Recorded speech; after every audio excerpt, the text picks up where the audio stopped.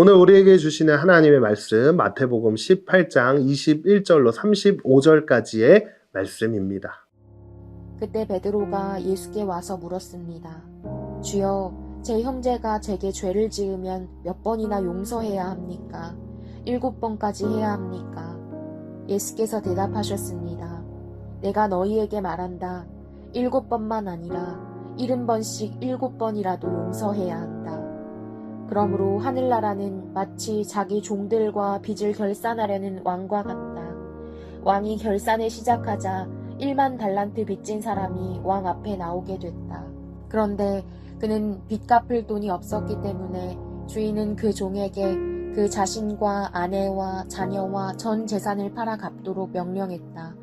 그랬더니 종이 그 앞에 무릎을 꿇고 간청했다. 조금만 참아주시면 모두 갚아드리겠습니다. 주인은 그 종을 불쌍히 여겨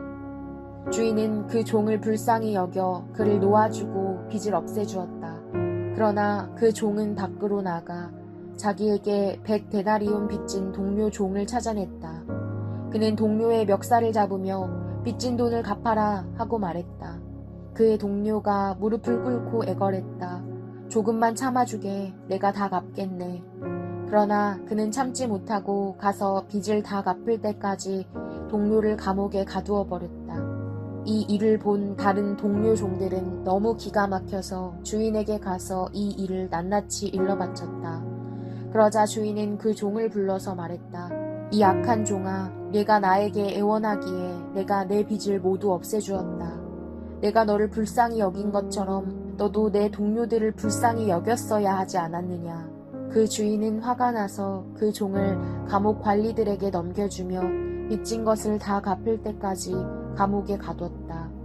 만일 너희가 진심으로 자기 형제를 용서하지 않는다면 하늘에 계신 내 아버지께서도 너희에게 이와 같이 행하실 것이다. 네, 여러분 오늘도 말씀 잘 읽으셨죠? 함께 오늘의 문제 풀어보도록 하겠습니다.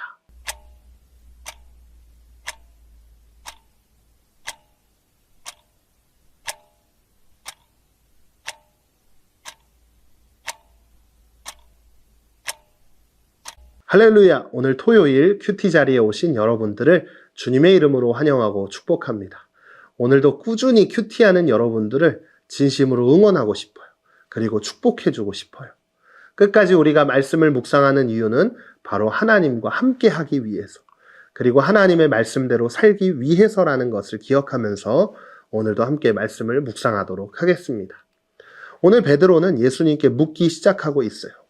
예수님, 제 형제가 저한테 죄를 지으면 몇 번이나 용서를 해야 할까요? 7번까지 용서를 해야 할까요? 그때 예수님은 이렇게 말씀하시는데요. 예수께서 대답하셨습니다. 내가 너희에게 말한다. 7번만 아니라 70번씩 7번이라도 용서해야 한다. 예수님께서 몇 번을 용서해야 한다고 말씀하셨죠? 7번만이 아니라 70번씩 7번이라도 용서해야 한다라고 말씀을 하셨어요. 친구가 나에게 잘못했을 때 그 잘못을 받아들이고 여러분들은 용서를 해본 적이 있나요? 오늘 우리는 이 말씀을 통해 한 가지를 꼭 배워야 해요. 바로 용서하는 마음입니다. 예수님께서 오늘 말씀을 통해 말씀하신 것처럼 우리가 받은 하나님의 용서를 기억하면서 다른 사람들을 진심으로 용서할 수 있는 것, 그것이 바로 그리스도인의 삶의 모습이어야 한다는 것을 말씀하고 계시는데요. 특별히 오늘 말씀에 등장하는 용서받은 종의 이야기를 한번 보세요. 용서받은 종은요, 주인에게서 1만 달란트, 아주 큰 빚을 탕감받게 되었어요.